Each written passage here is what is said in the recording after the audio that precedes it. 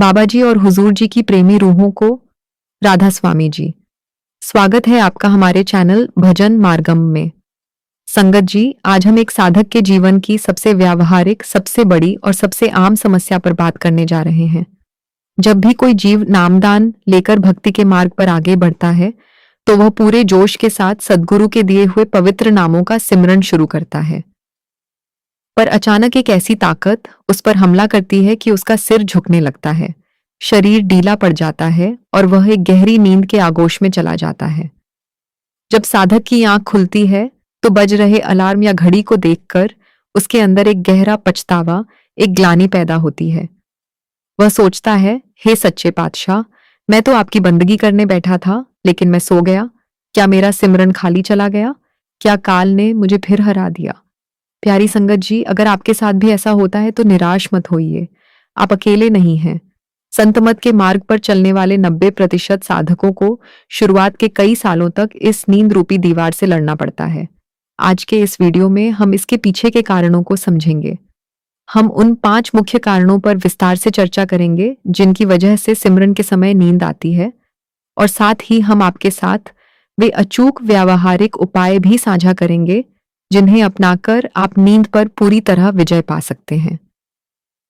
संगत जी, कृपया इस वीडियो को अंत तक अवश्य सुनें, और आगे बढ़ने से पहले एक छोटी सी विनती है, कृपया हमारे चैनल भजन मार्गम को सब्सक्राइब जरूर कर लें। संगत जी, सबसे पहले हमें अध्यात्म के मनोविज्ञान को समझना होगा। हमारा मन बहुत चालाक है। ये कई जन्मों से संसार के भोगों, वासनाओं, चिंताओं और विचारों में घूमने का आदी है। जब आप दिन भर संसार के काम करते हैं, मोबाइल चलाते हैं, व्यापार करते हैं, तो मन कभी नहीं सोता। वह पूरी तरह जागृत रहता है। लेकिन जैसे ही आप अमृत वेले बैठते हैं, अपनी आंखें बंद करते हैं और सिमरन के जरिए मन को एक जगह तीसरे तिल पर बांधने की कोशिश करते हैं, तो मन घबरा जाता है। मन को लगता है कि यदि यह आत्मा सिमरन में लीन हो गई तो मेरा वजूद खत्म हो जाएगा। इसीलिए मन अपनी सबसे घातक चाल चलता है। जब वह देखता है कि वह आपको बाहरी विचारों में नहीं भटका पा रहा, तो वह आपके ऊपर तमोगुण यानी सुस्ती और नींद का पर्दा डाल देता है। संतमत में 3 गुण बताए गए हैं: सतोगुण पवित्रता, रजोगुण कर्म संसार और तमोगुण अंधकार नींद। जब आप सिमरन पर बैठते हैं तो काल और मन का गठजोड़ आपके सामने 2 रास्ते रखता है। या तो वह आपको दुनिया भर के विचार देने लगेगा, दुकान की चिंता, बच्चों की पढ़ाई, पुरानी बातें। अगर आप सिमरन पक्का करके विचारों को रोक देते हैं तो मन तुरंत शरण ले लेता है और तमोगुण को एक्टिव कर देता है। वह कहता है, अच्छा तुम विचार नहीं करोगे तो फिर सो जाओ। संगत जी, जब सिमरन के समय नींद आने लगे तो इसका एक सकारात्मक पहलू भी है। इसका मतलब है कि आपका सिमरन असर कर रहा है। आपका मन संसार की तरफ भागने में असमर्थ हो रहा है, इसीलिए वह थककर सो रहा है। लेकिन हमें मन की इस चाल में फंसना नहीं है। संतों का वचन है कि नींद में गया हुआ समय भजन में नहीं गिना जाता, वह सुपुप्ति अवस्था है। इसलिए इस आलस के जाल को पहचानना ही इसे जीतने का पहला कदम है। कारण 2, सूरत का अंतर्मुखी होना और प्राकृतिक रिलैक्सेशन रिस्पांस। अब इसके पीछे के रूहानी और वैज्ञानिक विज्ञान को समझिए। हमारे शरीर में आत्मा की ऊर्जा सुरत आंखों के पीछे तीसरे तिल पर बैठती है। दिन के समय यह ऊर्जा 9 द्वारों आंख, कान, नाक आदि के जरिए पूरे शरीर और संसार में फैल जाती है। जब हम सिमरन करते हैं तो संतों की हिदायत के अनुसार हम अपनी चेतना को समेटकर वापस आंखों के पीछे लाने की कोशिश करते हैं। मजे की बात यह है कि जब कोई आम इंसान रात को सोता है, तब भी उसकी आत्मा की ऊर्जा स्वतः ही इन 9 द्वारों से सिमटकर कंठ चक्र या हृदय चक्र पर आ जाती है। यानी सूरत का सिमटना ही नींद की शुरुआत जैसी प्रक्रिया है। जब आप पर बैठते हैं, अपनी आंखें बंद करते हैं, शरीर को बिल्कुल हिलाना डुलाना बंद कर देते हैं और सांसों को शांत करते हैं, तो हमारे भौतिक दिमाग को एक गलत सिग्नल जाता है। दिमाग सोचता है, आंखें बंद हैं, शरीर शांत है, कोई हलचल नहीं है, इसका मतलब है कि अब सोने का समय हो गया है। दिमाग को यह नहीं पता कि आप वहां सोने नहीं, बल्कि अपनी आत्मा को जगाने बैठे हैं। इस प्राकृतिक रिलैक्सेशन रिस्पांस के कारण दिमाग तुरंत नींद के हार्मोन रिलीज कर देता है और साधक को गहरी झपकी आ जाती है। जब तक हमारी सुरत पूरी तरह जागृत होकर उस आंतरिक प्रकाश या अनहद नाद को नहीं पकड़ लेती, तब तक वह उस सूनी अंधेरी अवस्था में ज्यादा देर टिक नहीं पाती। प्रकाश न दिखने के कारण अंदर बिल्कुल अंधेरा होता है और अंधेरे का सीधा संबंध हमारे दिमाग में नींद से है। इसलिए जब तक आंतरिक रस नहीं मिलता, तब तक सुरत इस प्राकृतिक खिंचाव के कारण नींद की खाई में गिरती रहती है। कारण 3, भारी तामसिक भोजन और गलत खानपान की आदतें।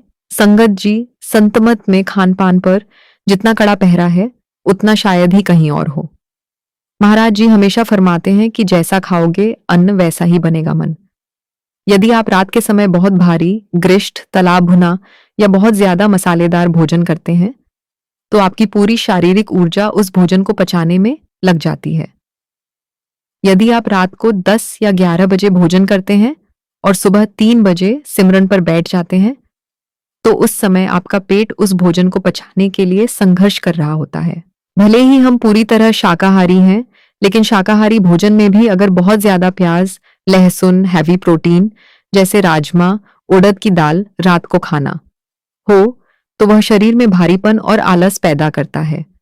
जब पेट भारी होता है, तो शरीर का सारा खून और ऊर्जा पेट की तरफ चली जाती है, जिससे मस्तिष्क सुस्त पड़ जाता है। ऐसी अवस्था में जब आप सुबह उठकर बैठेंगे, तो आपका शरीर पूरी तरह आलस से भरा होगा। आप लाख कोशिश कर लें, आपके अंदर वह रूहानी ताजगी, स्पिरिचुअल अलर्टनेस आ ही नहीं सकती जो सिमरन के लिए जरूरी है।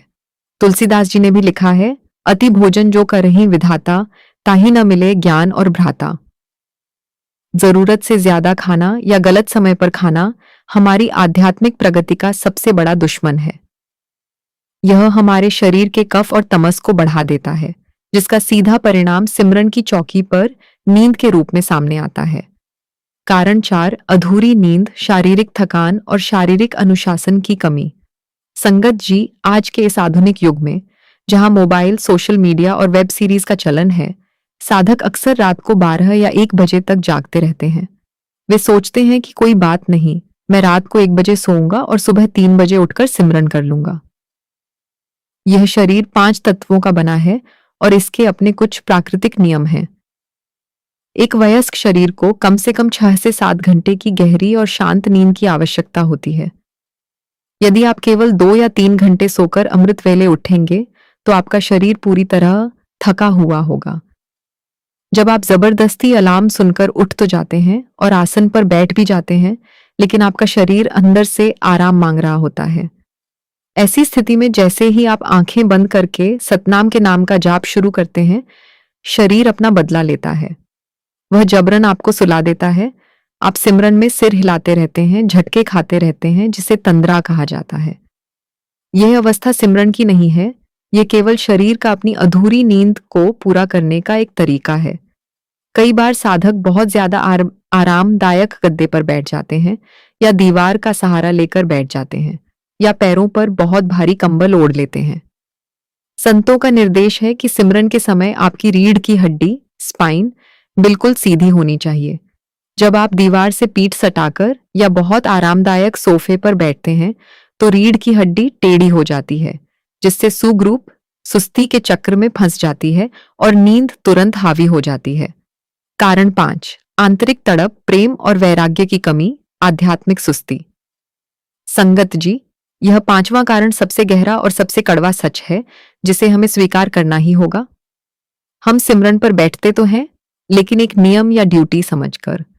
हम सोचते हैं कि चलो, गुरु महाराज ने कहा है कि 2.5 घंटे बैठना है, तो अपनी ड्यूटी पूरी कर लेते हैं ताकि गुरु खुश रहें।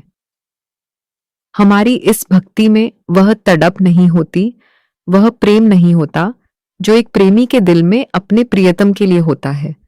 विचार कीजिए, यदि सुबह आपकी 4 बजे की फ्लाइट हो या आपको व्यापार में लाखों रुपए का मुनाफा होने वाला हो या आपके घर में कोई बहुत बड़ा उत्सव हो, तो क्या आपको नींद आती है? नहीं, आपकी नींद रात को अपने आप उड़ जाती है, क्योंकि आपका मन उस काम में पूरी तरह इंटरेस्टेड है। जब हम सिमरन पर बैठते हैं, तो हमारे अंदर वह तड़प नहीं होती कि आज मुझे मेरे सद्गुरु से मिलना है, आज मुझे सचखंड के रास्ते पर आगे बढ़ना है। क्योंकि अंदर कोई रस नहीं आ रहा होता और बाहर के विचार हम जबरदस्ती रोक रहे होते हैं, तो मन ऊब जाता है। जैसे एक बच्चा उस क्लास में सो जाता है जिसका सब्जेक्ट उसे समझ नहीं आता या जिसमें उसका कोई इंटरेस्ट नहीं होता, ठीक वैसे ही हमारा मन सिमरन की क्लास में बोर होकर सो जाता है। संत कबीर साहब फरमाते हैं, नींद निशानी मौत की, उठ कबीरा जाग, और रसायन छांडी के, नाम रसायन लाग शाई।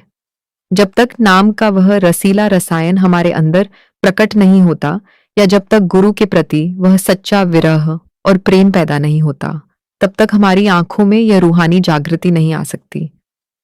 संगत जी, अब जब हमने इन 5 मुख्य कारणों को अच्छे से समझ लिया है, तो आइए अब उन रामबाण उपायों पर बात करते हैं जिन्हें अपनाकर आप इस समस्या को जड़ से खत्म कर सकते हैं। ये उपाय महापुरुषों ने अपने सत्संगों में समय समय पर साधकों के कल्याण के लिए बताए हैं। 1.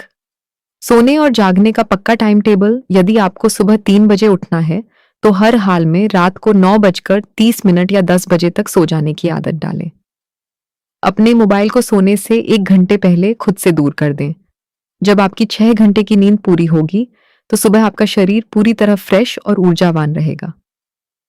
2. रात का भोजन बिल्कुल हल्का और जल्दी करें। शाम का भोजन सूर्यास्त के आसपास या रात 8 बजे से पहले कर लें। भोजन में सुपाच्य चीजें जैसे खिचड़ी, दलिया, हरी सब्जियां या सूप लें। रात को बहुत ज्यादा भारी या मीठा खाने से बचें, क्योंकि मीठा खाने से इंसुलिन बढ़ता है और सुस्ती आती है। सिमरन पर बैठने से पहले पेट खाली या बिल्कुल हल्का होना चाहिए। 3. बैठने का तरीका और आसन सही रखें। सिमरन के समय कभी भी रीढ़ की हड्डी को झुकने न दें। अपनी पीठ, गर्दन और सिर को एक सीधी रेखा में रखें। बहुत ज्यादा गद्देदार जगह पर न बैठें, बल्कि जमीन पर कंबल या चटाई बिछाकर बैठें। यदि पैरों में दर्द के कारण आप कुर्सी पर बैठते हैं तो भी पीछे झुककर आराम की मुद्रा में न आए। 4. सिमरन से पहले ठंडे पानी के छींटे मारें। जैसे ही आप अमृत वेले उठे, सबसे पहले अपने मुंह, आंखों और पैरों के तलवों पर ठंडे पानी के छींटे मारें। यदि बहुत ज्यादा सुस्ती लग रही हो तो थोड़ा गुनगुना पानी पी लें या अपनी दोनों हथेलियों को आपस में रगड़कर अपनी आंखों पर लगाएं। इससे शरीर की सुप्त ऊर्जा तुरंत जागृत हो जाती है। 5. आंखों की पोजीशन पर ध्यान दें।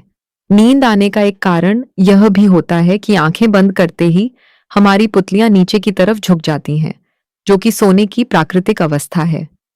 सिमरन करते समय अपनी बंद आंखों की दृष्टि को थोड़ा ऊपर की तरफ, दोनों भौहों के बीच माथे के केंद्र में टिकाने की कोशिश करें, जैसे आप सामने किसी बिंदु को देख रहे हों। इससे दिमाग अलर्ट मोड पर आ जाता है। 6. बोलकर सिमरन करने की तकनीक। यदि सिमरन के दौरान आपको लगे कि गहरी झपकी आ रही है और मन बिल्कुल काबू में नहीं आ रहा, तो कुछ मिनटों के लिए मन ही मन जाप करने के बजाय बहुत धीमी आवाज में फुसफुसाते हुए या होठों को हिलाकर नामों का उच्चारण शुरू कर दें। जब आपकी खुद की आवाज आपके कानों में पड़ेगी तो नींद तुरंत भाग जाएगी। जैसे ही सुस्ती दूर हो, वापस मानसिक सिमरन पर आ जाएं। 7. सद्गुरु के चरणों में सच्ची अरदास। आसन पर बैठते ही सबसे पहले अपने सद्गुरु के स्वरूप का ध्यान करें और उनसे सच्चे दिल से रोकर अरदास करें। हे सच्चे पातशाह, मैं अपनी मर्जी से इस काल और मन को नहीं जीत सकता। ये नींद मुझे आपकी बंदगी करने से रोक रही है। दया करो दाता, मुझे जगाए रखना, मेरी सूरत को अपने चरणों में जोड़े रखना। गुरु की दया की धार जब काम करेगी तो बड़े से बड़ा आलस भी कपूर की तरह उड़ जाएगा। साध संगत जी, इस नींद की महिमा और इससे जुड़े संघर्ष को समझने के लिए हुजूर महाराज जी के समय की एक बहुत ही सुंदर साखी सुनते हैं। एक बार डेरे में एक बुजुर्ग सत्संगी भाई हुजूर महाराज जी के पास आए। वे बड़े दुखी थे। उन्होंने रोते हुए अर्ज की, हुजूर, मैं पिछले 15 सालों से रोज अमृत वेले बैठता हूँ, लेकिन महाराज जी, जैसे ही मैं सिमरन शुरू करता हूँ मुझे इतनी गहरी नींद आती है कि मैं पूरे 2.5 घंटे सोता रहता हूँ। मेरा आना बैठना सब बेकार जा रहा है। काल मुझे रोज हरा देता है। हुजूर महाराज जी ने बड़े प्यार से उनकी तरफ देखा, मुस्कुराए और फरमाया, भाई एक बात बताओ, तुम रोज सुबह उठते हो, स्नान करते हो और नींद आने के बावजूद रोज बिना नागा आसन पर बैठते हो या नहीं? सत्संगी भाई ने कहा, हाँ महाराज, बैठता तो रोज हूं, भले ही सो जाऊं। तब हुजूर ने बहुत ही दिव्य वचन फरमाए, तो फिर घबराते क्यों हो? तुम अपनी वफादारी पूरी कर रहे हो। तुम रोज सुबह उठकर काल के दरबार से इस्तीफा देते हो और मेरे दरबार में आकर हाजिरी लगा देते हो। भले ही तुम सो जाते हो, लेकिन तुम्हारी वह तड़प, तुम्हारा वह उठकर बैठ जाना मेरे खाते में मंजूर होता है। तुम बैठना मत छोड़ना, एक दिन यह नींद भी हार मान जाएगी और तुम्हारे अंदर का नूर जाग जाएगा। संगत जी, इस साखी से हमें यह हौसला मिलता है कि हमें कभी भी हिम्मत नहीं हारनी है।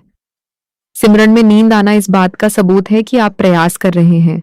जो सो रहे हैं, जो उठ ही नहीं रहे, वे तो पूरी तरह काल की गोद में हैं।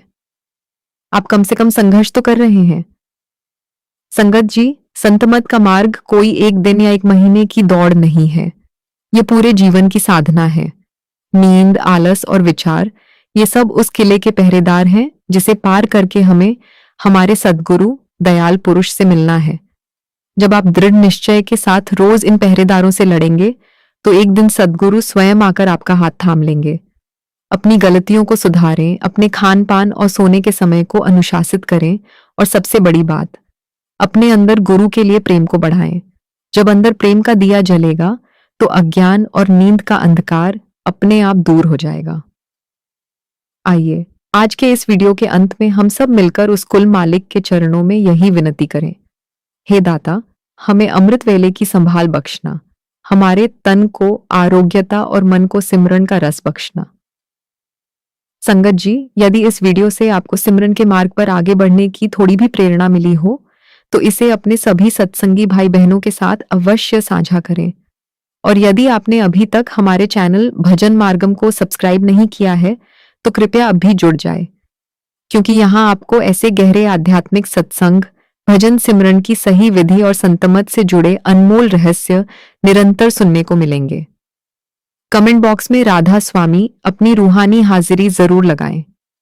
बाबा जी आप सभी पर अपनी कृपा बनाए रखें और हम सबको भीतर की उस दिव्य धुन तक पहुंचने की शक्ति दें। मिलते हैं अगली वीडियो में एक नए आध्यात्मिक रहस्य के साथ। राधा स्वामी जी।